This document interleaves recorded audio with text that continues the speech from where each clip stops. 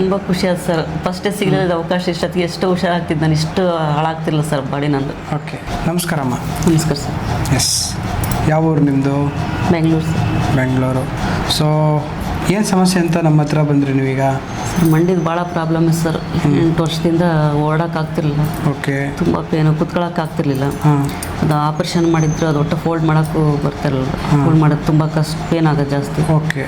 ಇವಾಗ ಇಲ್ಲಿ ಸ್ವಲ್ಪ ಬೆಳಗಿಂದ ಮಾಡಿಸಿದ್ದಕ್ಕೆ ಸ್ವಲ್ಪ ಅಲ್ಲ, ನೀವು ಈಗೇನು 8 ವರ್ಷದಿಂದ ನೆಲಮ ಕೂರ್ಲಿಲ್ಲ, ಕೂತ್ಕೊಂಡಿಲ್ಲ, ಮತ್ತೆ ರೊಟ್ಟೆ ಮಲಗಿಲ್ಲ, ಕೆಳಗೆ ಮಲ್ಕೊಂಡೇ ಇಲ್ಲ. ಮಲ್ಕೊಂಡಿಲ್ಲ.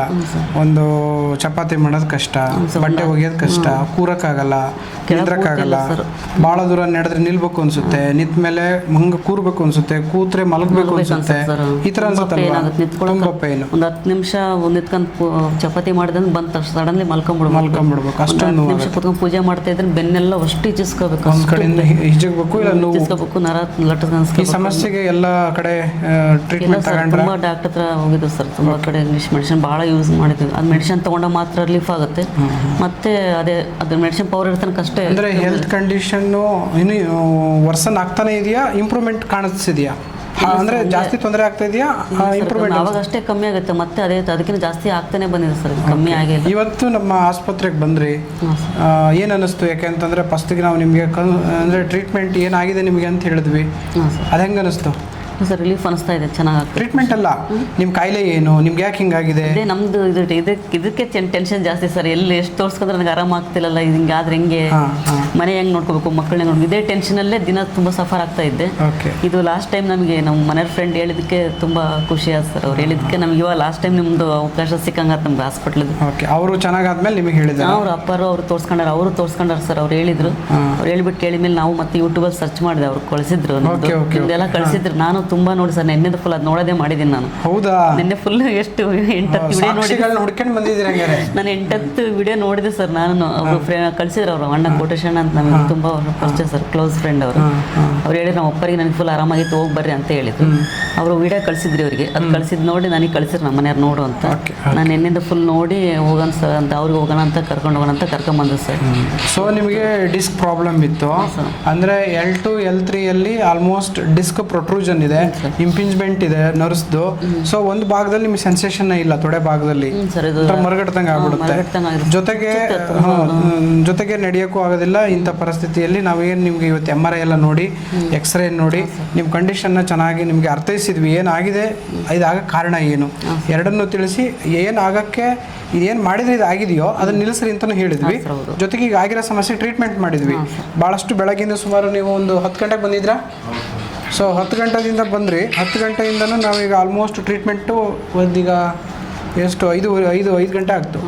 ಹೇಗೆ ಅನ್ನಿಸ್ತು ಎಲ್ಲ ಸುದೀರ್ಘ ಒಂದು ಅರ್ಧ ದಿನದ ಟ್ರೀಟ್ಮೆಂಟ್? ತುಂಬ ಖುಷಿ ಆಯ್ತು ಸರ್. ಫಸ್ಟೇ ಸಿಗಲಿಲ್ಲ ಅವಕಾಶ. ಇಷ್ಟೊತ್ತಿಗೆ ಎಷ್ಟು ಹುಷಾರಾಗ್ತಿದ್ದು, ನಾನು ಇಷ್ಟು ಹಾಳಾಗ್ತಿರಲಿಲ್ಲ ಸರ್ ಬಾಡಿ ನಂದು. ಓಕೆ. ಇವಾಗ ತುಂಬ ಖುಷಿ ಆಯ್ತು. ಬೆಳಗ್ಗೆ ಇವರೆಲ್ಲ ತುಂಬ ಚೆನ್ನಾಗಿ ಟ್ರೀಟ್ಮೆಂಟ್ ಮಾಡಿದ್ರು ಸರ್. ನೀವು ಎಲ್ಲ ತುಂಬ ಕೇರ್ ತೊಗೊಂಡು ಮಾಡಿ. ಡಾಕ್ಟರ್ ಚೆನ್ನಾಗಿ ಟ್ರೀಟ್ಮೆಂಟ್ ಮಾಡಿದ್ರು? ತುಂಬ ಎಲ್ಲರೂ ಸ್ಟಾಫ್ ಎಲ್ಲ ಚೆನ್ನಾಗಿ ಟ್ರೀಟ್ಮೆಂಟ್ ಸ್ಟಾಫ್ ಎಲ್ಲ ಚೆನ್ನಾಗಿದೆ ಸರ್. ಎಲ್ಲರೂ ಹುಡುಗರಾಗಲಿ ಇವರು ಡಾಕ್ಟರ್ ಎಲ್ಲರೂ ಚೆನ್ನಾಗಿ ಟ್ರೀಟ್ಮೆಂಟ್. ನೀವು ಸರ್ ತುಂಬ ಧೈರ್ಯ ಹೇಳಿದ್ರಿ, ಎಲ್ಲ ಮನಸ್ಸಿನಾಗ ಇವೆಲ್ಲ ಸಫರ್ ಆಗಬಾರ್ದು, ಆಗುತ್ತೆ, ಆರಾಮಾಗುತ್ತೆ. ಇದೇ ನನಗೆ ತುಂಬ ಒಂದು ಮನಸ್ಸಿಗೆ ಏನೋ ದೊಡ್ಡ ಕಾಯಿಲೆ ಆಗೈತೆ ಅನ್ನೋ ಅಷ್ಟು ನನಗೆ ತುಂಬ ಇದಾಗಿದೆ ಸರ್. ಎಷ್ಟು ಡಾಕ್ಟರ್ ಹತ್ರ ಮನೆಯಲ್ಲಿ ಮಕ್ಕಳು ನಮ್ಮ ಮನೆ ತುಂಬ ಸಫರ್ ಆಗ್ಯಾರ ನನ್ನಿಂದ ಅಂತ. ತುಂಬ ಬೇಜಾರಾಗೋದು ನನಗೆ. ಅಡುಗೆನೇ ಮಾಡೋಕ್ಕಾಗಲ್ಲ ಅಂದರೆ ಹೆಂಗೆ ಸರ್? ಗಂಡು ಮಕ್ಕಳು ಮಕ್ಕಳಲ್ಲಿ ಒಂದು ಕಳೆ ಚೇಂಜ್ ಆಗಿದೆ ಈಗ.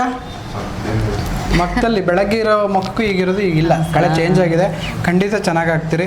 ಈಗ ಒಂದು 100ರಲ್ಲಿ ಎಷ್ಟು % ಕಡಿಮೆ ಆಗಿದೆ ಮಾನಸಿಕವಾಗಿರ್ತಕ್ಕಂಥ ಭಾರ? ಸ್ವಲ್ಪ ಪರವಾಗಿಲ್ಲ ಸರ್, 50%. ದೈಹಿಕವಾಗಿರ್ತಕ್ಕಂಥ ರೋಗನೂ ಕೂಡ ಕಡಿಮೆ ಆಗುತ್ತೆ. ಜೊತೆಗೆ ನಾವು ಹೇಳ್ಕೊಟ್ಟಿರ್ತಕ್ಕಂಥ ಯೋಗ, ಆಹಾರ, ಜೊತೆಗೆ ಔಷಧಿಗಳು ಸರಿಯಾಗಿ ಪಾಲನೆ ಮಾಡ್ತಾ ಬನ್ನಿ. ಸರಿಯಾದ ಪಾಲನೆ ನೀವು ಯಾವಾಗ ಸ್ಟಾರ್ಟ್ ಮಾಡ್ತಿರೋ ಅವತ್ತಿಂದ ನಿಮಗೆ ಗುಣಮುಖ ಕಾಣಬೇಕು. ಅದೇ ಚಿಕಿತ್ಸೆ. ಗುಣಮುಖ ಕಂಡಿಲ್ಲ ಅಂತಂದರೆ ಸಿಸ್ಟಮ್ ಚೇಂಜ್ ಮಾಡಬೇಕು, ಡಾಕ್ಟ್ರನ್ನ ಚೇಂಜ್ ಮಾಡಿ, ಮೆಡಿಸಿನ್ ಚೇಂಜ್ ಮಾಡಿ. ಇಂಪ್ರೂವ್ಮೆಂಟ್ ಕಂಡ್ರೆ ಏನು ಚೇಂಜ್ ಮಾಡೋದು ಬೇಡ. ಇದರಲ್ಲೇ ನನಗೆ ಆರಾಮಾಗಿ ಸಾಕು ಸರ್. ನಾನು ಹೇಳೋದು, ಈಗ ಯಾವುದೋ ಒಂದು ಸಿಸ್ಟಮ್ ಫಾಲೋ ಮಾಡ್ತಿರ್ತೀರಿ, ಒಂದು ವಾರ 2 ವಾರ ನೋಡಿ, ಅಲ್ಲೇನು ನಿಮ್ಗೆ ಬದಲಾವಣೆ ಅನಿಸ್ಲಿಲ್ಲ ಆರೋಗ್ಯದಲ್ಲಿ, ಬಿಟ್ಬಿಡಿ ಆ ಮೆಡಿಸಿನ್ನು. ಡಾಕ್ಟ್ರನ್ನ ಚೇಂಜ್ ಮಾಡಿ, ಮೆಡಿಸಿನ್ ಚೇಂಜ್ ಮಾಡಿ. ಭೂಮಿ ಮೇಲೆ ನಿಮಗೆ ಉಪಯೋಗ ಆಗಂತ ಭಾಳಷ್ಟು ಔಷಧಿಗಳಿದಾವೆ, ಭಾಳಷ್ಟು ವೈದ್ಯರಿದ್ದಾರೆ. ಮಾಡಿ ಮಾಡಿ ಇಲ್ಲಿ ಬಂದಿದ್ದೀವಿ ಸರ್. ಈಗ ಎಷ್ಟು ಚೇಂಜ್ ಮಾಡಿದ್ದೀವಿ ಸರ್. ಸುಮಾರು ಡಾಕ್ಟ್ರ್ ಎಲ್ಲಿ ಹೇಳ್ತಾರೆ ಅಲ್ಲಿ ಕರ್ಕೊಂಡು ಹೋಗ್ಯಾರ ಸರ್. ನಮ್ಮ ಮನೆಯಂತರೂ ತುಂಬ ಪಾಪ ಹೇಳ್ಬೇಕಂದ್ರೆ ಎಲ್ಲ ಕಡೆಗೆ ರೌಂಡ್ ಮಾಡಿದಾರೆ ನೋಡಿ ಸರ್. ಸಾಕಾಗ್ಬಿಟ್ರೆ ಮನೆಗೆ ಹೆಂಡ್ತಿಗೆ ಗಟ್ಟಿಯಾಗಿದ್ರೆ ಮಾತ್ರ ಕುಟುಂಬ. ಬೇಜಾರು ಪಾಪ ಸರ್. ಅವಕ್ಕೂ ಈಗ ಮನೆ ಮಾಡೋರು ಯಾರಿಲ್ಲ. ಅದೇ ಹೇಳಿದ್ನಲ್ಲ, ಮನೇಲಿ ಹೆಂಡ್ತಿ ಗಟ್ಟಿ ಇದ್ರೆ ಕುಟುಂಬ ಗಟ್ಟಿ ಇರುತ್ತೆ. ಸರ್ ನನ್ನಿಂದ ಗಂಡು ಮಕ್ಳು 100 ಜನ ಇದ್ದು ಹೆಣ್ಮಕ್ಳು ಒಬ್ರು ಗಟ್ಟಿ ಇದ್ರೆ ಸಾಕು, ಆ ಫ್ಯಾಮಿಲಿ ಚೆನ್ನಾಗಿ ನಡ್ಕೊಂಡು ಹೋಗ್ತಾರೆ ಹೆಣ್ಮಕ್ಳು. ಗಂಡು ಮಕ್ಳು 100 ಜನ ಚೆನ್ನಾಗಿದ್ದು ಮನೆಗೆ ಒಬ್ರು ಮಲಗಿದ್ರೆ ಅಷ್ಟ್ರು ಮಲಗಿದಂಗೆ. ಸೊ ಹಾಗಾಗಿ ನೀವು ಶಕ್ತಿ ಬಂದಿದ್ದು ಅವ್ರಿಗೆ ಶಕ್ತಿ ಬಂತೀಗ. ಫುಲ್ ಚಿಂತೆ ಸರ್ ಅವ್ರಿಗಂತೂ. ಎಲ್ಲಿ ಹೋಗೋಣ, ಏನಾಗೈತಿ, ಏನು ದಿಕ್ಕೆ ಏನೋ ವರಿ ಮಾಡೋದು ಬೇಡ, ಆರಾಮಾಗಿರಿ, ಖುಷಿಯಾಗಿ. Thank you sir. Thank you so much sir. ತುಂಬ ಥ್ಯಾಂಕ್ಸ್ ಸರ್. ಸಿಕ್ಕಿದ್ದು ನೀವು ನಮಗೆ. ಆಗ್ಲಮ್ಮ ಬರೋಣ. Okay, thank you so much.